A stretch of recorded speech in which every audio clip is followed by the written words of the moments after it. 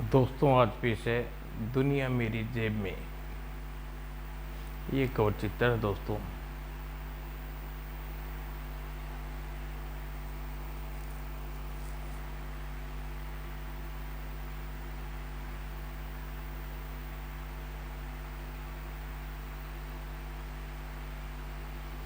शहर का सबसे बड़ा बैंक अपना बैंक। इस बैंक की विश्वसनीयता का अंदाज़ा मात्र इसी बात से लगाया जा सकता है कि इस बैंक के ग्राहकों की संख्या लाखों तक पहुंच चुकी है। अपना बैंक बैंक में इस समय हर कार्य सुचारू ढंग से चल रहा था। बैंक का हर जगह शांति व्याप्त थी और अचानक इस बैंक के मैनेजर के प्राइवेट रूम में को छोड़कर बैंक मैनेजर उस दुबले पतले युवक को इस तरह देख रहा था जैसे कोई साधारण मनुष्य न होकर कोई करिश्मा हो। क्या कह रहे हो तुम? उसके मुंह से आश्चर्य से खुला हुआ था, जबकि उसने सामने बैठा युवक शांतिपूर्ण ढंग से कह रहा था, मैं सही कह रहा हूँ कि 15 मिनट में अगर बैंक का सारा पैसा यहाँ मंगवाया। मगर क्यों? युवक ने मुस्कुराते हुए जवाब दिया, इसलिए बैंक मैनेजर साहब, मैं कह रहा हूँ। तुम यह कह रहे हो, मगर यदि मैंने तुम्हारी बात न मानी, युवक ने अपनी जगह शांत स्वर में कहा दिया, मैं ज़्यादा कुछ नहीं कहूँगा। मैं आपको इस लोहे के हाथ पर लगे बटनों में एक स्विच दबाऊँगा और मेरी बेल्ट बटन दबाते ही तुम जानते हो क्या होगा? क्या होगा? सिर्फ इतना ही कि मेरा बटन दबाते ही मैंने मेन पर रखा ये मेरा सूटकेस जिसमें शक्तिशाली 5 बम रखे हैं धमाके से उड़ जाएंगे। क्या? जी हाँ, एक भयानक धमाके के साथ आप उड़ जाएंगे, मैं उड़ जाऊंगा और उड़ जाएगी बैंक की यह बहुमंजिला इमारत। अब आप सोचिए, इस बैंक का और मौजूद लोगों का क्या हाल होगा? चीथड़े चीथड़े नहीं उड़ जाएंगे उनके। मैनेजर के चेहरे पर ढेर सारा पसीने की बूंदें चल बुलाई। उठ के स्वर में बोला, तुम चाहते हो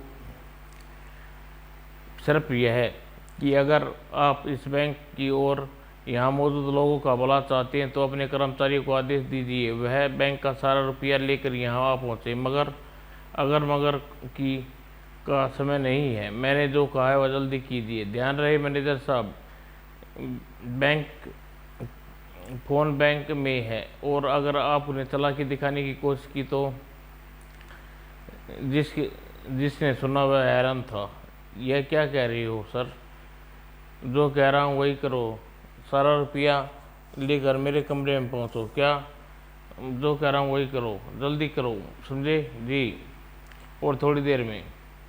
धन्यवाद मैनेजर साहब, आपने मेरे कहे मुताबिक काम किया। अगर इतने जनों की जान बचा ली। अब मेहरबानी करके एक और वैन का इंतज़ाम करिए, उसमें यह रुपया नोट रखवा दीजिए। ठीक है, जल्दी। वैन बाहर खड़ी है, सारा रुपया उसमें रखवा दीजिए। अब तुम जा सकते हो। शुक्रिया। मैं अपना बैग यहीं छोड़कर जा रहा हूँ। किसी ने मेरा पीछा करने की कोशिश की तो वही करूँगा जो मैं तुमसे कह चुका हूँ। फिर युवक चहलकदमी करता हुआ बैंक की इमारत से निकल गया।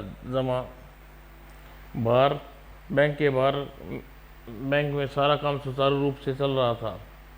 वह व्यक्ति वैन में सवार हुआ और तेजी से वैन भगा ले गया। किसी को गुमान भी नहीं हुआ बैंक लूट चुका है और उसके 20 करोड़ रुपए इस वैन में जा रहा है। हाँ, यह सारी दुनिया मेरी जेब में होगी। 50 करोड़ रुपया हर इकट्ठा होते ही मैं मॉस्को भाग जाऊंगा। मगर अचानक बुढ़ाम वैन लड़खड़ा कर एक और रुक गई। ओह, टायर गया, जल्दी ही बदलना होगा वरना पकड़ा जाऊंगा। टायर फटने की आवाज़ एक व्यक्ति ने सुनी। ओह, किसी के वाहन का टायर फट गया लगता है। देखता हूँ, शायद उसे मेरी मदद की ज़रूरत हो। बाहर आकर लगता है बेचारे के पास गाड़ी को उठाने के लिए जैक नहीं है, तभी ये खड़ा सोच रहा है। देवा उसके पास पहुंचा। क्या मैं आपकी कुछ मदद कर सकता हूँ? हाँ भाई साहब, ज़रा गाड़ी उठवाने में मेरी मदद कीजिए। गाड़ी उठाता हूँ, आप टायर बदल दीजिए। थोड़ी देर बाद टायर बदल दिया। धन्यवाद भाई साहब, अगर आप मेरी मदद न करते तो दुबला पतला आदमी हरगिज भी टायर नहीं बदल सकता था। Don't worry friend. और फिर बाद में वह युवक वैन में बैठा, बड़ी जल्दी में था, अपना टायर भी यहीं छोड़ गया। खैर, मैं चलूँ अपनी प्रयोगशाला में। उधर बैंक में पुलिस हिप्नोटाइज डिस्पोजल दस्ता पहुंच गया था, जो अपना कार्य करने में व्यस्त था, और आखिरकार वह निष्क्रिय करने में सफल हो गई। अगर ये 5 बम फट जाते तो ये बिल्डिंग तथा आसपास की कई इमारतें ध्वस्त हो जाती। मैनेजर निराश की सांस ली। ओह, जान बची। अगले दिन मुख्य समाचार, हमारा बैंक से 20 करोड़ रुपए लूटने वाली नीली वैन फरार हो गया। DL 6905। खबर देने वाली बुरी तरह चौंका देने वाली थी।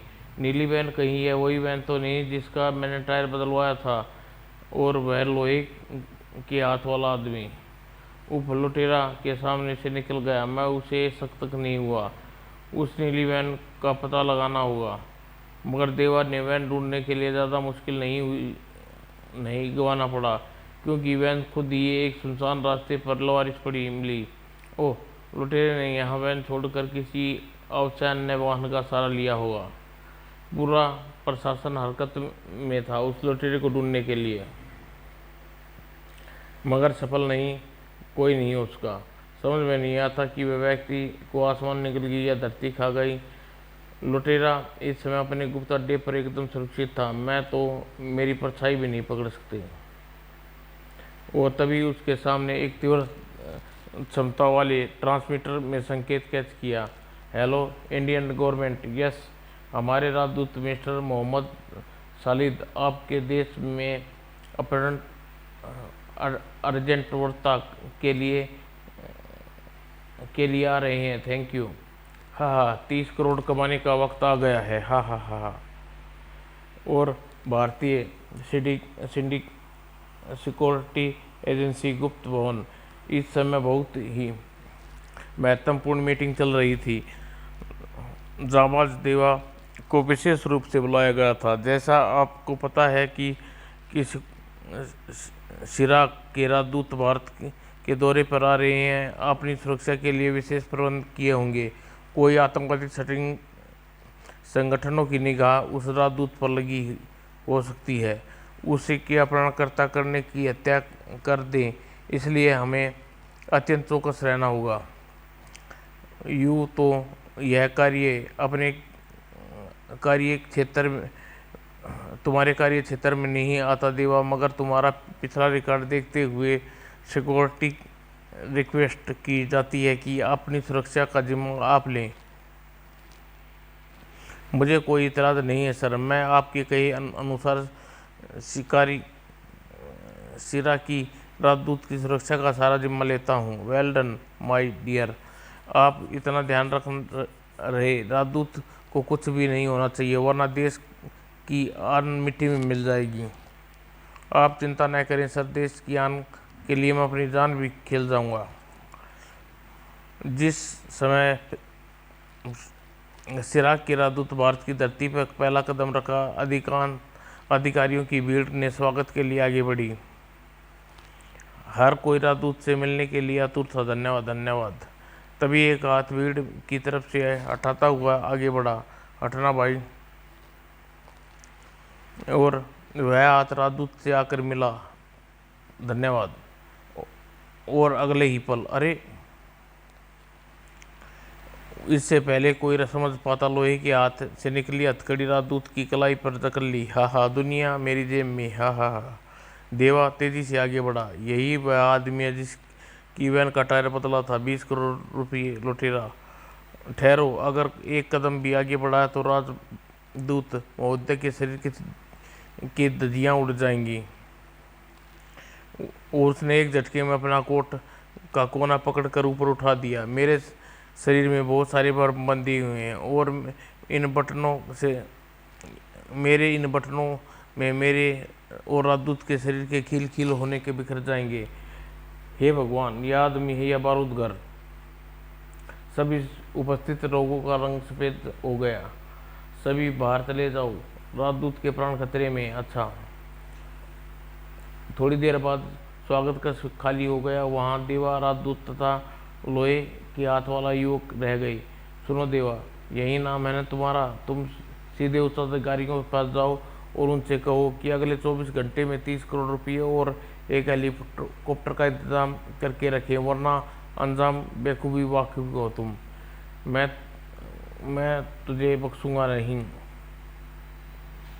सेटअप। यह डायलॉग झाड़ने का वक्त नहीं है देवा। अब अगर तुम राजदूत की जान की सलामती चाहते तो वही करो जो मैंने कहा है। मेरी परवाह मत करो देवा, इसे गिरफ्तार कर लो। नहीं राजदूत जी नहीं, हमारे मेहमान हैं, भगवान का दर्जा रखता है, आप चिंता मत कीजिए, मैं भी जाता हूँ। उच्चाधिकारियों से कहा कि यहाँ देवा तुम्हारे होते हुए सीरिया के राजदूत का अपहरण हो गया, शर्म की बात है। मैं खुद शर्मिंदा हूँ। मैं समझ ही नहीं सका कि अचानक यह सब हो गया। पहले तो कह रहे थे कि तुम्हारे होते हुए राजदूत को कुछ नहीं हो सकता। वो युग मेरी समझ से ज़्यादा चालाक निकला सर। पर अब क्या होगा माथुर साहब? होगा क्या? हमें उसकी मांगे माननी होगी। नहीं सर, ऐसा मत कीजिए। चुप रहो तुम देवा। पहले हम तुम्हें विश्वास करके राजदूत महोदय को लुटेरे के हाथों सौंप चुके हैं। यदि हमने राजदूत को बचाना है तो हमें उसकी मांग माननी होगी। जल्दी ही गृह मंत्री जी की आज्ञा को लेकर 30 करोड़ रुपए और एक हेलीकॉप्टर का इंतजाम करो। सक्सेना, हमारे पास वक्त बहुत कम है। देवा कुछ कहना चाहा मगर सर बस देवा, अब तुम कुछ कहने की आवश्यकता नहीं है, तुम जा सकते हो। जो करना हम खुद कर लेंगे। देवा कक्ष से बाहर आ गया। मेरी बात कोई सुनने को तैयार ही नहीं है।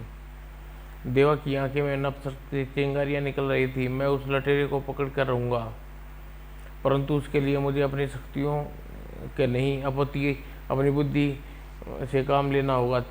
सितारा भी अपने गुप्त शिकार गृह में है, वरना हम दोनों मिलकर कोई योजना बना लेते। खैर, मुझे राजदूत की सुरक्षित छुड़वाना है।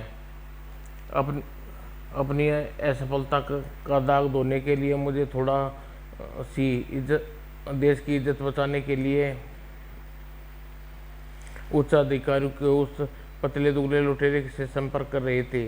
कहिए हम आपके रुपये और हेलीकॉप्टर कहाँ पहुँचाना है, दोनों चीज़ें काली पहाड़ी पर पहुँचा दो।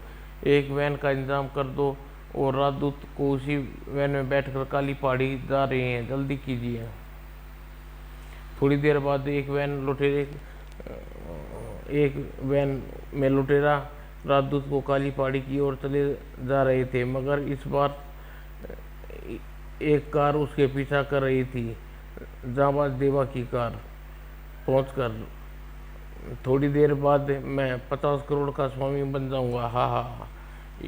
और फिर हेलीकॉप्टर में सवार होने से पहले मुझे इसे कुछ करना होगा। मुझे हेलीकॉप्टर की आवाज़ यानी माथुर साहब की फरौती दे रहे हैं। मेरे कुछ करने का वक्त आ पहुंचा है। और हेलीकॉप्टर काली पहाड़ी पर उतरा। माथुर साहब ने एक ब्रीफकेस लेकर उतरे। देवा के लिए यही मौका था। वह चुपके से हेलीकॉप्टर की ओर बढ़ने लगा। मुझे अपनी चमत्कारी बेल्ट काफ़ी कलपुर्जे निकाल कर फिट कर दिए होंगे। देवा ने हेलीकॉप्टर में घुस गया और बड़ी मेहनत और सतर्कता से वह अपना काम में लगा।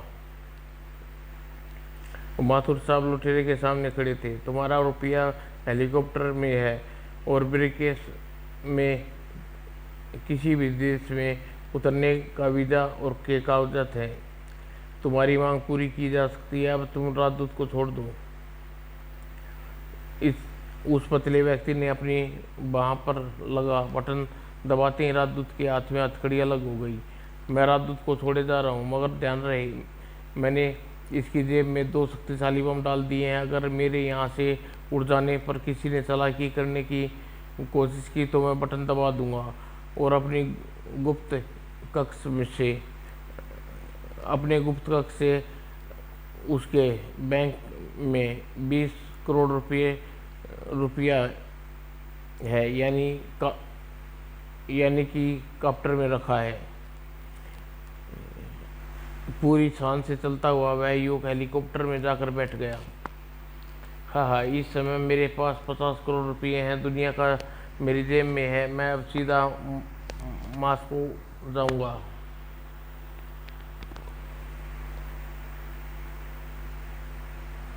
जल्दी, बेचारा बेहोश हो गया।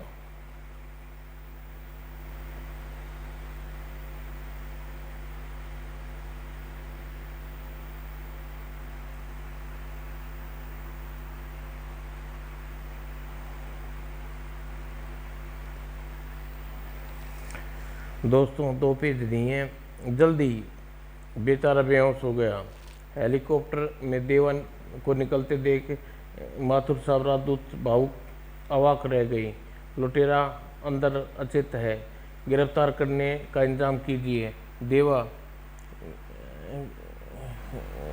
कम नोट कर कर खूब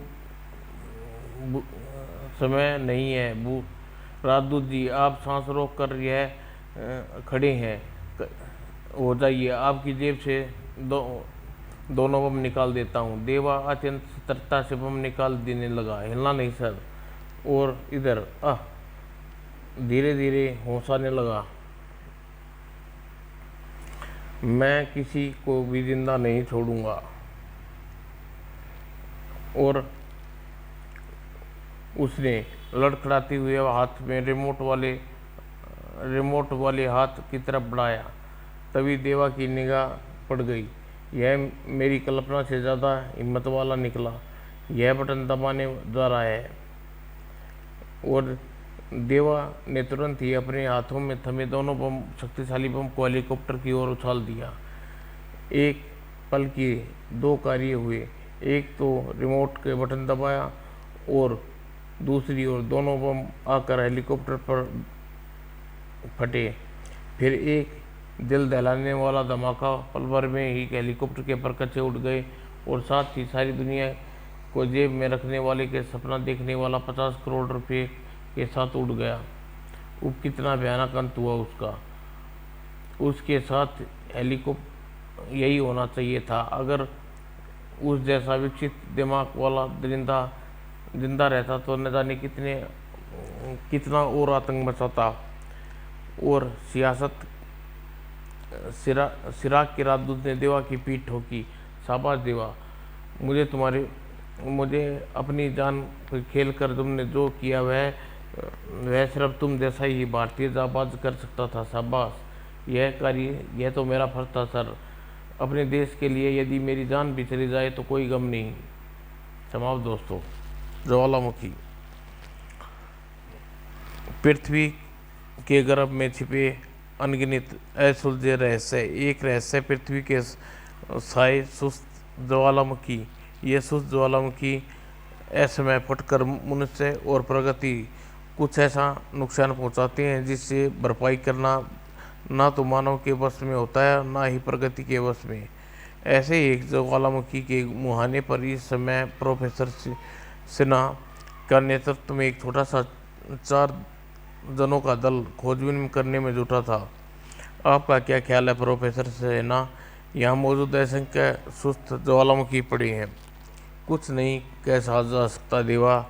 यह तो प्रोफेसर कंठराल का अच्छी तरह बता सकते हैं कि इनमें अभियान की खुदाई करने के प्राप्त पत्थरों का परीक्षण का कार्य उन्हें के जिम्मे है।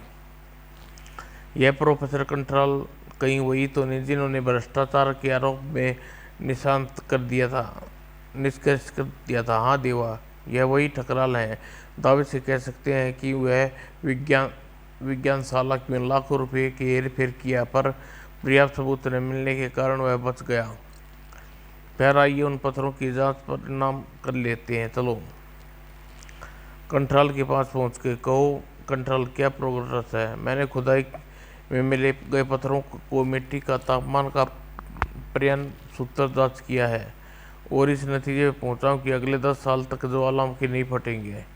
चलो यह अच्छा है, अगले 10 वर्षों तक हम ज्वालामुखी के होने वाली क्षति से निपटने का उपाय खोज लेंगे। आओ देवा चलें। चलो। और इत्मीनान से एक लंबी सांस छोड़कर प्रोफेसर सेना और देवा अपने अपने तंबू में आ गई। और इधर काश वे मुड़कर ठुकराल की आंखों में घृणा की चिंगारी देख लेते। सक्सेना, तूने मुझे निष्कासित करने के लिए मेरे माथे पर जो कलंक लगाया था, इस समय उसे चुकाने का आ गया है। पिछले 10 घंटों में तेरा और तेरे साथियों का अंत हो जाएगा। एक ठहाका लगाते हुए घाटी में गूंज उठा। और उसी रात, यहाँ रातों को ठंडी होती है, फिर भी आज कुछ ज़्यादा ही गर्मी क्यों है? तभी देवा ने बाहर पहाड़ियों पर हल्की गड़गड़ाहट सुनी। यह आवाज़ कैसी? ओह, हेलीकॉप्टर की आवाज़। सीढ़ी नीचे लटक रही है। मैं अभी आता हूँ। मुझे ठकराल को ढूंढना चाहिए, जल्दी से जल्द। देवा, ठकराल मिल गया? हा हा हा। अरे, यह मूर्ख तो आत्महत्या करने पर उतारू है। देवा जोर से चिल्लाया, ठकराल नीचे आ जाओ, ज्वालामुखी फटने वाला है। हाँ, मुझे पता है, मगर तुम सब मरोगे। यह बचपना छोड़ो, हम बच सकते हैं, नीचे आ जाओ। नहीं देवा, अब कोई नहीं बचेगा, न सक्सेना न इनामवारी का पुतला सक्सेना। वह यहीं मरेगा, तुम सब यहीं मरोगे। हाँ, यही मेरा प्रतिशोध है। यह पागलपन है। अब कैसे बचाऊं? तभी डर, ओह, अब कुछ नहीं हो सकता। और देवा जल्दी से ऊपर हेलीकॉप्टर की सीढ़ी पकड़ ली। ऊपर करो जल्दी। और तभी चालक ने गगनभेदी धमाका सुना। हजारों साल पुराना शुद्ध ज्वालामुखी से निकला लावा पत्थरों के पल भर में आसमान छूने लग गई। और उसके साथ ही ठकराल के शरीर के पत्थरों के नीचे टुकड़े टुकड़े हो गया। पल भर में पूरा इलाका दहकते लावे का समुद्र बन गया। मगर कुछ लोग इस दहकते से हजारों मील ऊपर सुरक्षित थे। अपनी घृणा की अधिकता से वह स्वयं नष्ट हो गया। ठकराल जैसे आदमी का यही होता है।